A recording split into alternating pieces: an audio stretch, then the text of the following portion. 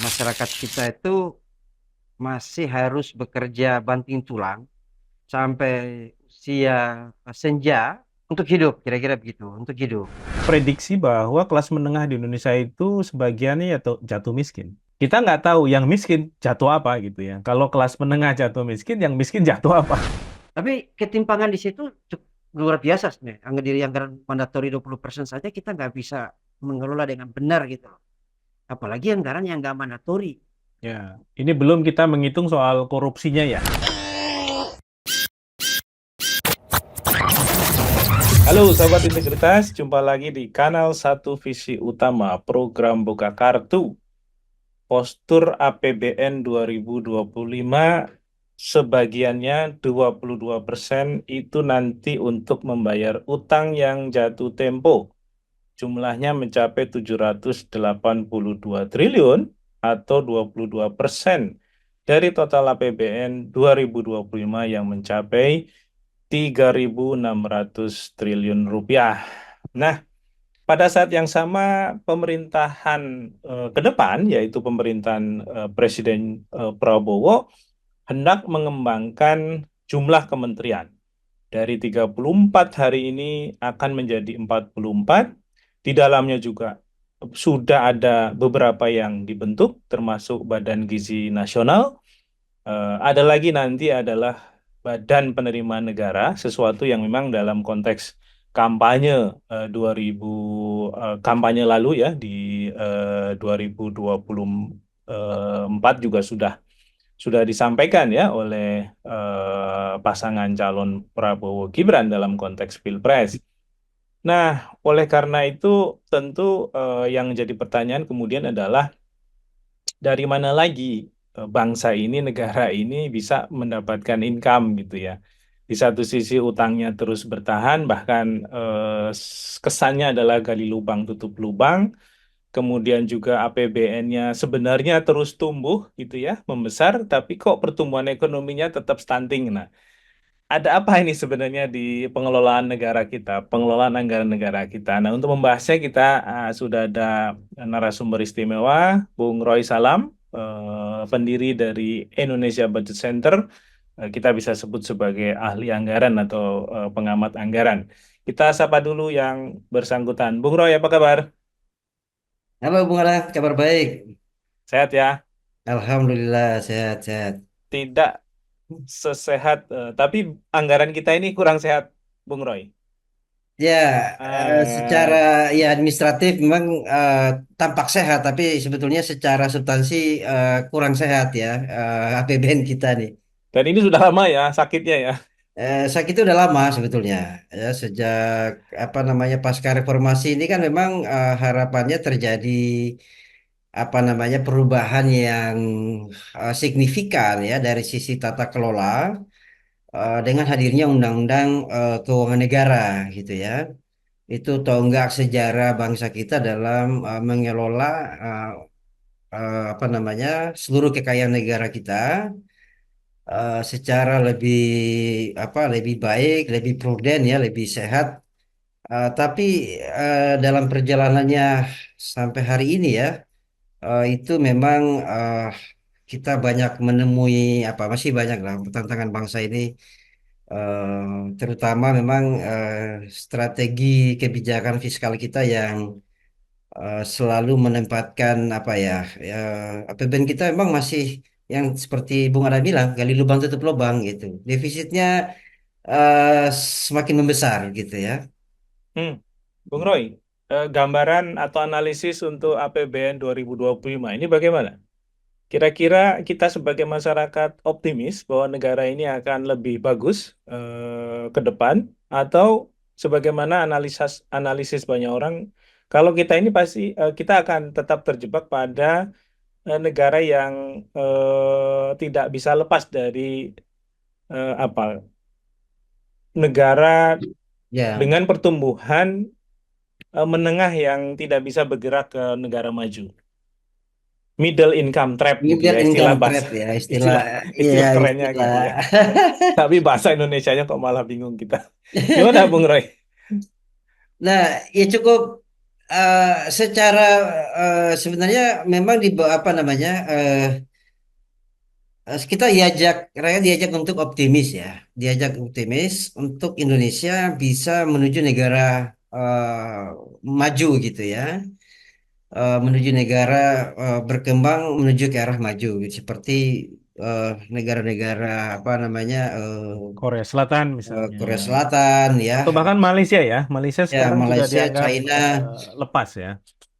India dan tentu eh, apa negara Eropa ya yang memang secara tingkat kesejahteraan itu sudah rakyatnya sangat dimanjakan ya dengan apa namanya kebijakan negara yang apa namanya eh, mereka bisa sejalan sederhana begini. Sederhananya adalah maksudnya gini.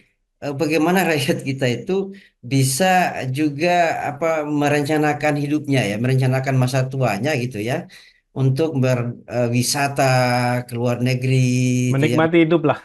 menikmati hidup. Iya, jadi disinilah apa namanya perbedaannya gitu ya, di mana eh, masyarakat kita itu masih harus bekerja banting tulang sampai usia senja untuk menikmati untuk apa namanya Bertahan hidup. untuk hidup kira-kira begitu untuk hidup. Sementara kalau kita bandingkan dengan negara-negara eh, berkembang yang maju ya seperti China, Korea Selatan gitu ya, malah akan Malaysia itu mereka usia 40-50 tahun ke atas itu sudah merencanakan untuk menikmati hidupnya gitu. Nah, disinilah kita eh, apa namanya disinilah letak persoalan sebetulnya di mana bangsa kita itu secara sumber daya alam sangat kaya gitu ya.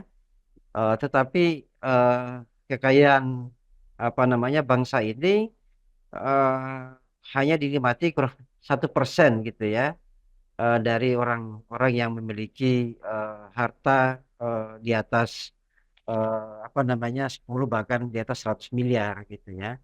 Dan disinilah letak kesenjangannya menunjukkan bahwa eh, selama ini kekayaan negara kita itu masih belum terkelola dengan benar. Dan posisi APBN kita sebetulnya ini sebenarnya diharapkan sebagai instrumen untuk memberikan aspek keadilan ya kesejahteraan dan juga memang dia diharapkan menjadi peredam ya peredam dari apa namanya munculnya eh, krisis gitu ya, baik itu krisis kesehatan maupun krisis yang berdampak pada keuangan secara global. Dan lewat APBN itu kita bisa masih bisa menikmati gitu ya bagaimana kekayaan negara itu didistribusikan secara berkeadilan. Namun eh, faktanya memang kelihatan bahwa APBN kita selama ini memang desainnya itu sangat apa ya, sangat apa namanya harus ada kita harus membuka utang baru. Jadi ceritanya APBN kita itu memang didesain untuk tidak harus apa surplus ya, tetapi selalu akan menciptakan utang baru gitu. Nah, terlihat dari apa postur APBN kita itu eh, bahkan ya sejak tahun apa ya dari misalnya data tahun 2011 gitu sampai 2025 yang untuk direncanakan dalam era APBN itu memang rata-rata defisitnya memang di bawah 3% ya, kecuali di masa COVID yang tahun 2020 dan 2021 itu sempat terjadi apa di atas 3% dan itu memang itu lewat perubahan apa adanya Perpu saat itu ya karena kondisi. Tetapi secara rata-rata memang apa namanya defisit kita itu sekarang sudah mau mendekati 3%. Dan ini sangat mengkhawatirkan sebetulnya karena memang batas maksimal defisit itu sesuai dengan Undang-Undang Keuangan Negara itu di angka 3% ya. Di maksimal 3% terhadap PDB dan eh, apa namanya? Ya kenapa ini dibatasi ya agar pemerintah bisa memaksimalkan ya apa namanya penggunaan pajak, penggunaan eh, penerimaan negara sektor-sektor pembiayaan lain untuk dimaksimalkan secara lebih baik dalam rangka mendorong atau meningkatkan pertumbuhan ekonomi. Dan dari pertumbuhan ekonomi itu juga akan dampak lainnya adalah bisa meningkatkan rasio pajak. Nah, tapi Hmm. ya begitulah dalam faktanya rasio pajak kita itu bahkan eh, kalau secara konvensional ya dalam arti sempit ya ketika kita lihat rasio pajak itu dari total penerimaan perpajakan pemerintah terhadap PDB itu masih di apa masih di angka 10%. Dan cenderung memang sebetulnya dia cenderung turun ya dibandingkan periode sebelum COVID. Tuh. Jadi memang pada masa COVID kita sempat turun sampai 8 sampai 9% rasio pajak kita, lalu kemudian tahun 2022 naik ke 10%.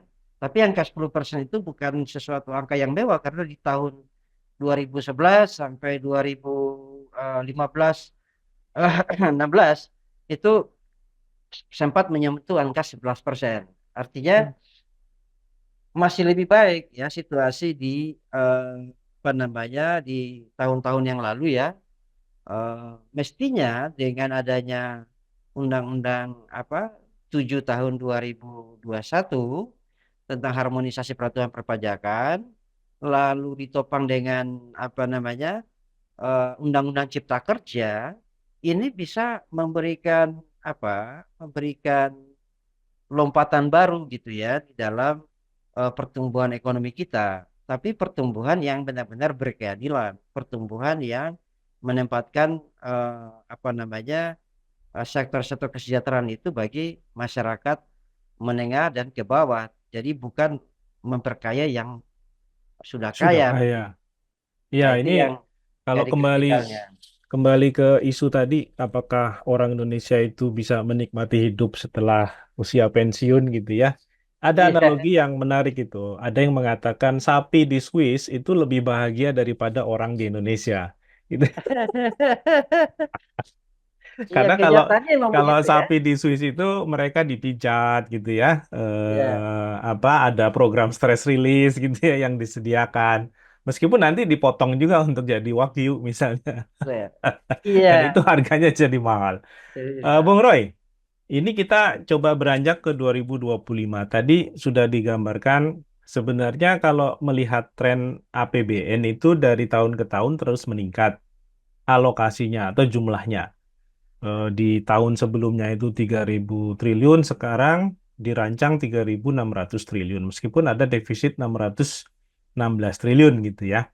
Dan ditambah dengan alokasi untuk pembayaran utang yang akan jatuh tempo di 2025 yang mencapai 782 triliun. Ini setidaknya yang disampaikan oleh anggota DPR Komisi 11 ya, beberapa waktu lalu di media. Nah, secara alokasi atau secara besaran terus meningkat gitu ya. Tapi kemudian pada saat yang sama pertumbuhan ekonominya itu kok so-so gitu ya dari tahun ke tahun. Ya mentok 5%, kadang di bawah 5% gitu ya. Ya kalau di COVID kita nggak perlu hitung karena memang semua negara mengalami situasi apa minus gitu pertumbuhan ekonomi.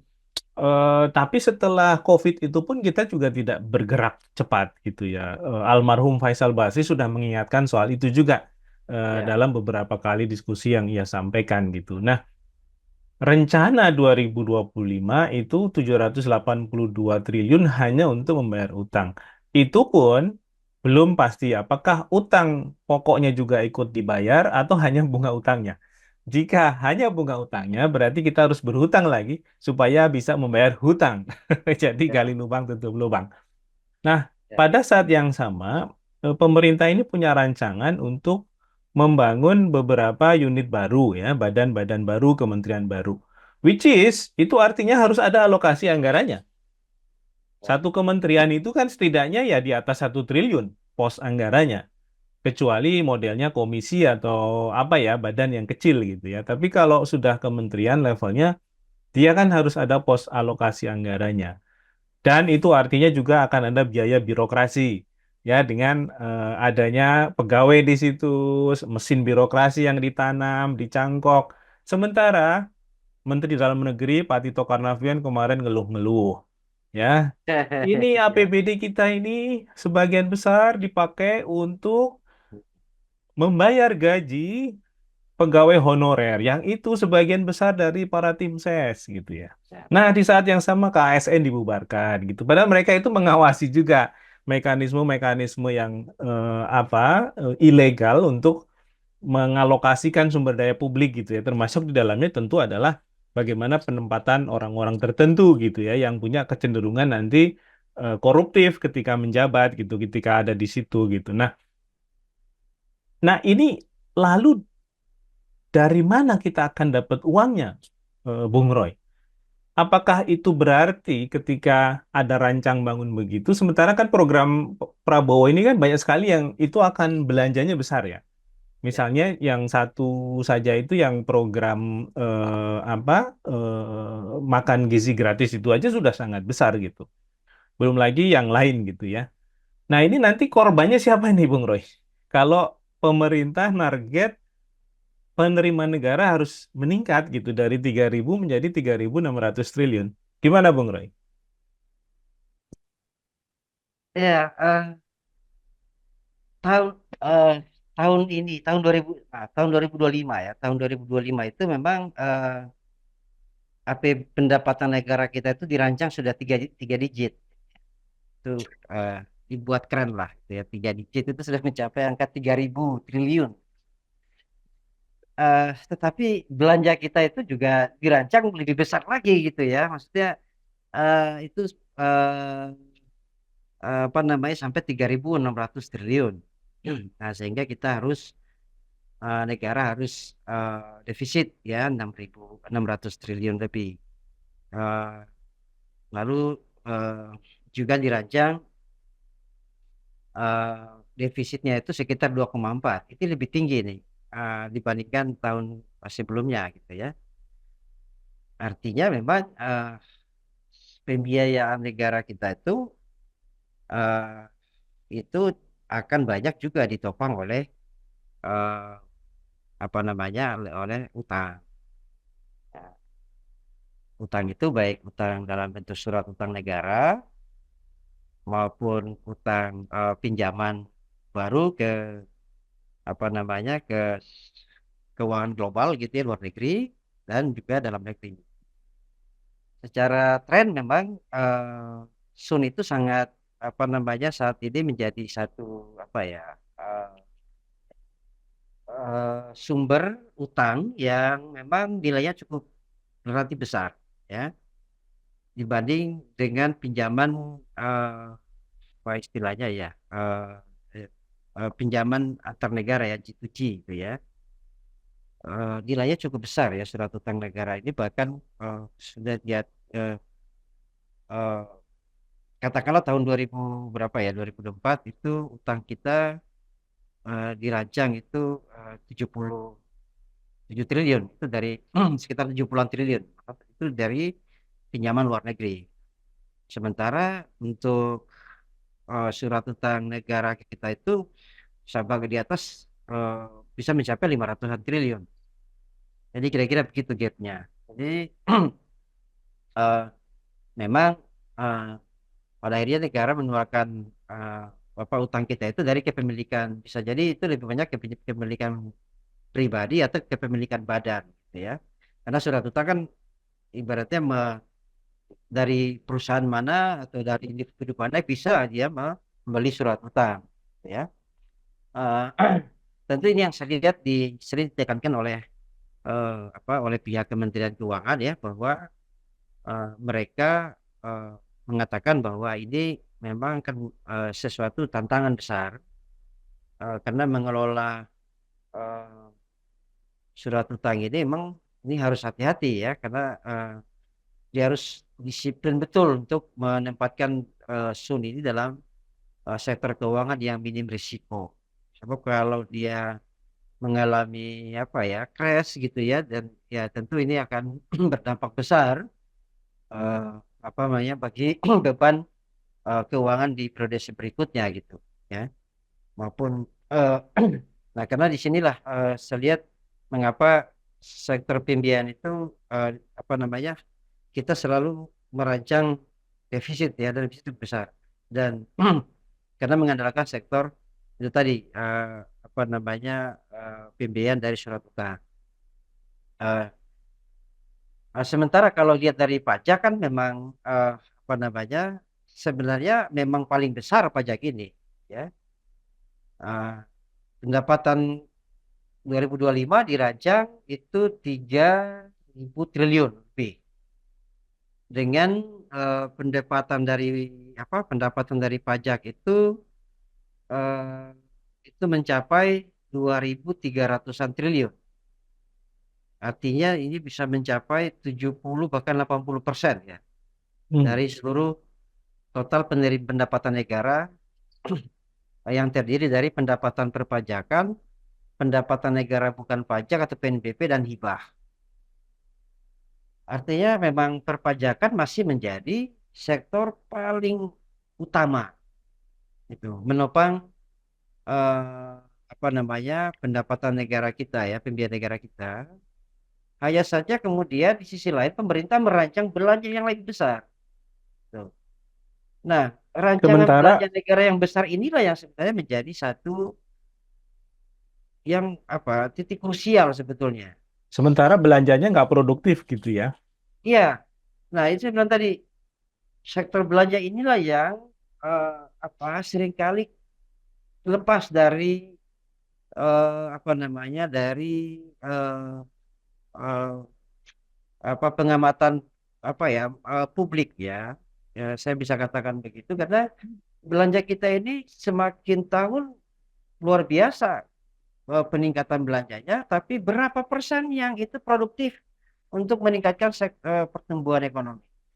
Berapa persen yang meningkatkan kesejahteraan tenaga pendidik? Berapa persen yang bisa meningkatkan tenaga kesehatan? Berapa persen yang digunakan untuk meningkatkan permodalan bagi ekonomi masyarakat di UMKM. kalangan bawah, UMKM misalnya, dibandingkan dengan anggaran untuk operasional birokrasi, anggaran untuk gaji pejabat, ya, anggaran untuk komisioner-komisioner yang memang memakan hampir lebih dari 30% dari APBN kita. Dan itu cukup, cukup besar. Nah, disinilah kelihatan bahwa cara kita mengelola APBN kita ini memang masih dalam dimensi eh, kepentingan elektoral. Ini problemnya. Hmm. Kenapa saya bilang kepentingan elektoral? Ya tadi mau meningkatkan dulu dirancang undang-undang Kementerian Negara itu agar tujuannya membatasi. Dalam pengertian adalah eh, Kementerian Negara dalam setiap pemerintahan itu, pemerintahan baru itu harapannya bisa lebih mengerucut gitu. Maksudnya dia lebih mengecil, lebih ramping, lebih efektif, lebih efisien. Nah, tetapi kalau kemudian ada upaya merancang menambah kementerian, memang ini jadi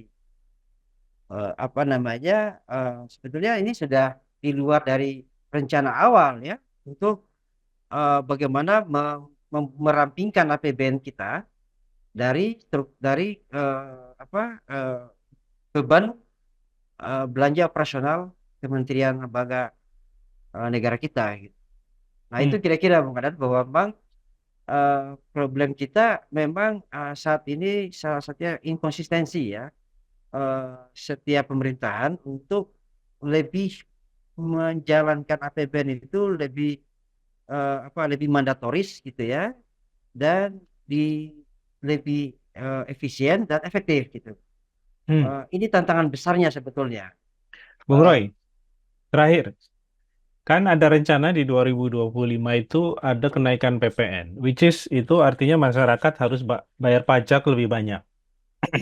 Mungkin untuk juga targetnya menutup defisit, ya. Tapi pada saat yang sama, belanja anggaran kita itu banyak kelirunya, ya. Banyak yang tidak tepat dari sisi sebagai sebuah strategi untuk mendorong daya ungkit masyarakat agar pendapatan mereka lebih banyak gitu. Kita di sini dihadapkan dengan satu prediksi bahwa kelas menengah di Indonesia itu sebagiannya jatuh miskin. Kita nggak tahu yang miskin jatuh apa gitu ya. Kalau kelas menengah jatuh miskin, yang miskin jatuh apa? Iya, sudah. Nah, Iya. kira-kira ini untuk pesan kepada pemerintahan Prabowo ya. Lalu belanja mana ya yang semestinya itu dihindari, yang dikurangi, dan ini membuat wacana untuk meningkatkan PPN itu bisa ditunda atau diganti dengan strategi-strategi penganggaran yang lebih efektif. Karena bagaimanapun, seperti yang tadi kita lihat di datanya Bung Roy juga, anggaran kita itu alokasinya bertambah terus gitu ya, tapi pertumbuhan ekonominya stunting gitu. Jadi kan memang ada masalah ini ya di isu alokasi gitu ya. Apakah alokasinya itu memang salah seperti yang tadi disampaikan Bung Roy? Ini rezimnya kok rezim elektoral nih anggarannya gitu.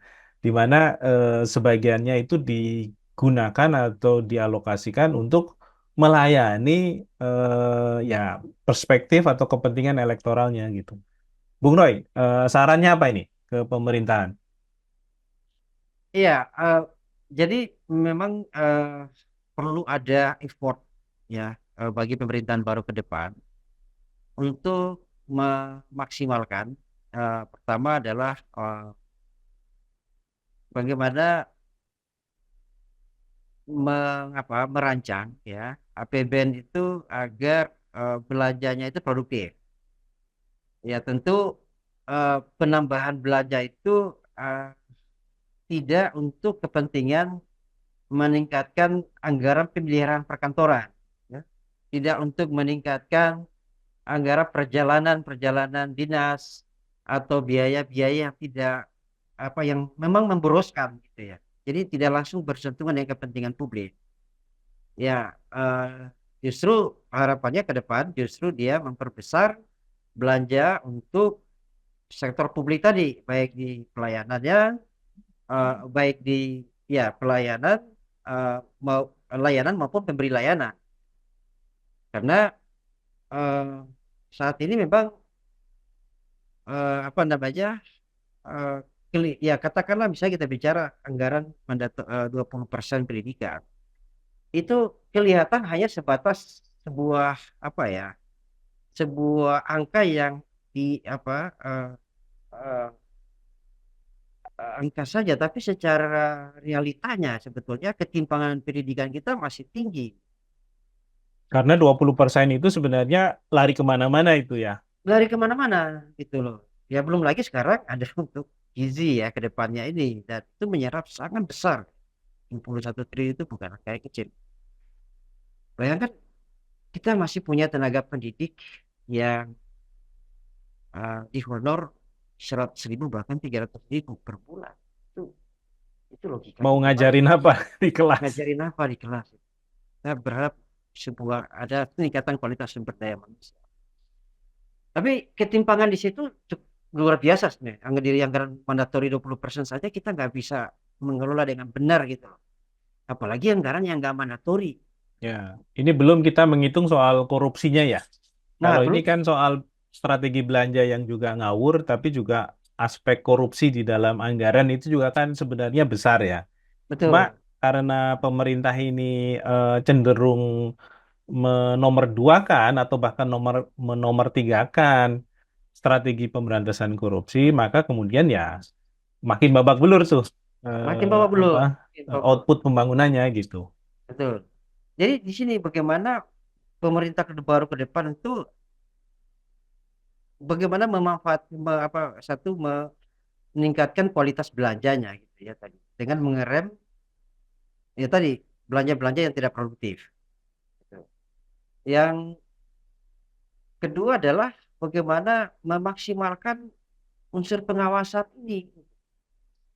Karena belanja yang besar yang sudah meningkat sampai 3 digit itu mau bahkan mau mendekati 4 digit ini itu efek domino terhadap pertumbuhan ekonominya kecil. Kan begitu. Artinya uang rakyat itu memang bocor di mana-mana gitu. Nah, kita berharap Mata Baru Terdepan bisa menutup kebocoran dengan apa? Memperkuat pengawasan. Apa itu? Ya tentu kita berharap mengembalikan peran KPK gitu ya Hmm. dengan seutuhnya.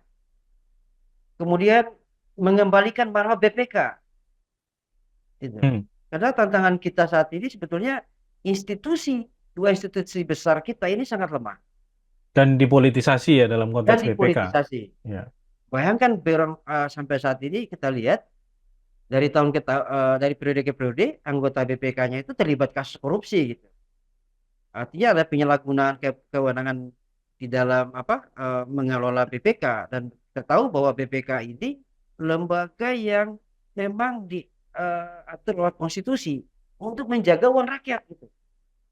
Nah, belum lagi ya KPK yang kita berharap Hmm. memberikan shock terapi ya kepada penyelenggara negara untuk tidak korupsi ya, untuk berintegritas.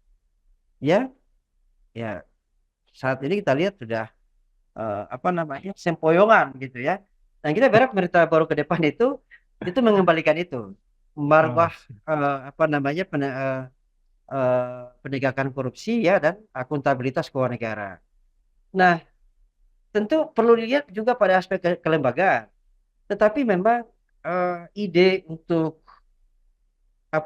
ide untuk membuka badan atau kementerian penerimaan negara, sebenarnya saya sampaikan bahwa memang ini satu lompatan, benar ini lompatan besar, bahwa ketika dia mau membangun pemerintah ke depan itu mau membangun sebuah badan, Eh, tentu bagaimana melihat antara pemisahan antara menerima dan mengeluarkan itu kan mesti mesti terpisah kira-kira ya. begitu agar terjadi check and balances.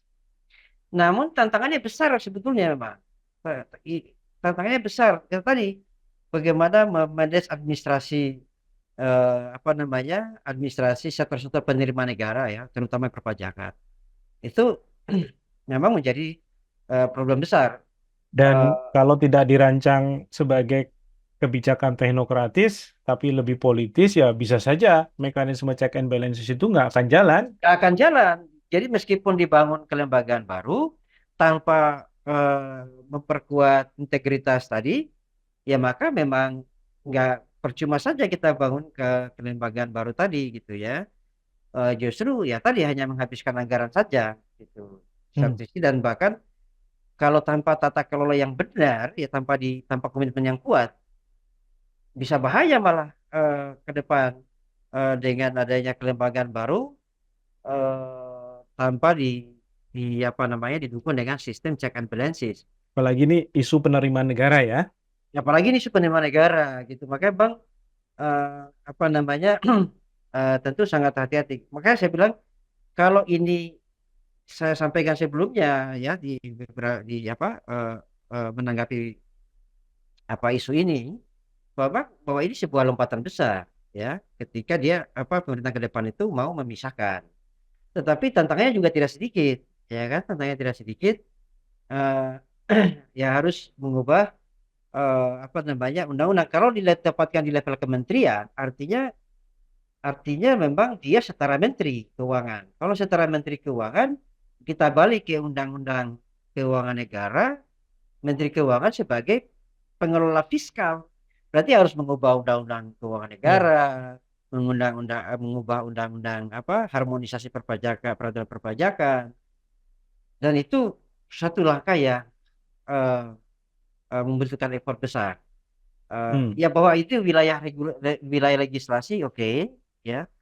Tetapi saya kira kalau memang ini berhasil dijalankan, memang pada akhirnya eh, apa namanya eh, itu akan membuat lompatan seperti tadi, akan membuat lompatan baru di sektor pendapatan negara, penerimaan negara. Hmm. Tapi ya tadi tanpa integritas, ya, eh, tanpa didukung dengan sistem integritas yang kuat, ya, maka rumah baru pun juga akan kebakaran. Ya. Oke, Bung Roy. Ini sudah berapa? Hampir 1 jam ini kita ngobrol ya. Tak Ya, terasa. Memang menarik membahas soal anggaran Republik ini ya. Tapi waktu juga yang memisahkan. Bung Roy, terima kasih analisisnya, datanya. Sahabat Integritas, demikian bincang kita dengan Bung Roy Salam. 2025 kita harus tetap optimis meskipun tetap harus waspada. Ya, Waspada. kita harus waspada mengingat kita tidak tahu ke depan akan ada krisis apa, krisis kesehatan global, krisis ekonomi global, apalagi ini perang bertambah terus ini ya. Ya, Kemarin Israel dengan Lebanon, sekarang dengan Houthi, kita nggak tahu lagi nanti akan merembet kemana lagi. Mudah-mudahan sih itu tidak terjadi. Tetapi kita juga berharap pemerintah bijak dalam mengelola anggarannya, dalam mengalokasikan belanjanya, supaya ada daya ungkit bagi pertumbuhan ekonomi masyarakat. Kalau masyarakatnya sejahtera, pasti bayar pajaknya juga lebih banyak. Kan itu simple logikanya gitu ya. Demikian Sobat Integritas. Kita ketemu lagi di lain waktu. Sampai jumpa.